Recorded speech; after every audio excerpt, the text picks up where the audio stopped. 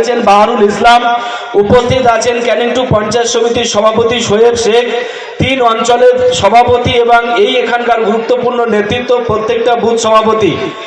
আজকের এই ক্যানিং পূর্ব বিধানসভার এই দেউলি 2 নম্বর অঞ্চল যেভাবে জমায়েত করেছে, একটা বিধানসভার জমায়েত এত বড় হতে পারে বলে আমরা অন্তত জানা নেই। আজকে দেউলি 2 যেটা করেছে, আমরা জানি যে ক্যানিং পূর্ব বিধানসভা শওকত মোল্লার নেতৃত্বে যেখানেই যখনই যে ডাক দিয়েছেন এবং যে পরীক্ষা দিয়েছেন সেই পরীক্ষায় আমাদের দলের সৈনিকরা তারা পাশ করেছেন।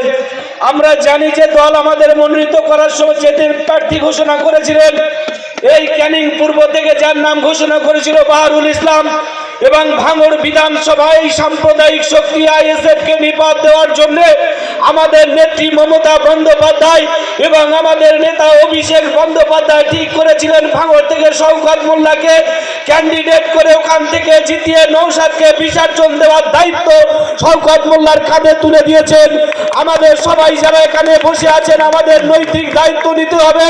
আমাদের আত্মীয় পরিজন ক্যানিং পূর্ব বিধানসভা তো 1 লক্ষ ভোটে জিতবে, বাহারুল দা এমএলএ হয়ে যাবেন, চিন্তার কোনো কারণ নেই।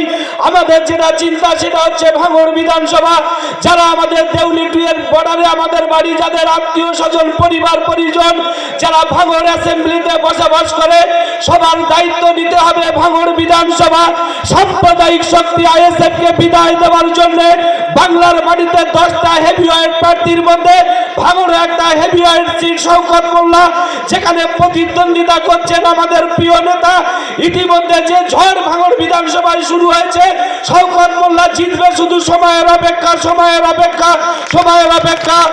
গতকালকে আপনারা জানেন যে আইএসএফ এর ক্যান্ডিডেট ঘোষণা হবার সাথে সাথে নৌসাদ যেভাবে রাস্তায় কোটা আইএসএফ এর লোক নিয়ে আমাদের নেতাকে যেভাবে বিভ্রান্ত করার চেষ্টা করেছিল, কালকের এই ভাঙড় বিধানসভার মানুষ বুঝিয়ে দিয়েছেন। 10 মিনিটের মধ্যে গোটা ভাঙড় অবরুদ্ধ করে প্রমাণ করে দিয়েছেন আগামী দিনে ভাঙড়ের মানুষ শওকত মোল্লাকে চাইছে চাইছে চাইছে।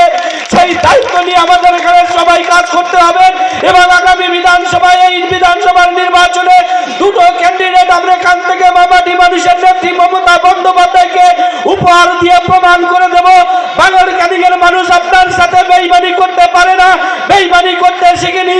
তাই 2জন ক্যান্ডিডেট যাতে বিধানসভায় গিয়ে এখানকার মানুষের দাবি দাবা আদায় করতে পারে, সেই দায়িত্ব আজকের দেউলি ওয়ার্ডের মানুষের নিতে হবে। সেই আহ্বান রেখে আমি আমার সংক্ষিপ্ত বক্তব্য শেষ করছি। জয় হিন্দ, বন্দে মাতরম, তৃণমূল কংগ্রেস জিন্দাবাদ, মমতা বন্দ্যোপাধ্যায় জিন্দাবাদ এবং আমাদের সকলের প্রিয় নেতা আমাদের বিধায়ক শওকত মোল্লা জিন্দাবাদ। ধন্যবাদ সবাইকে।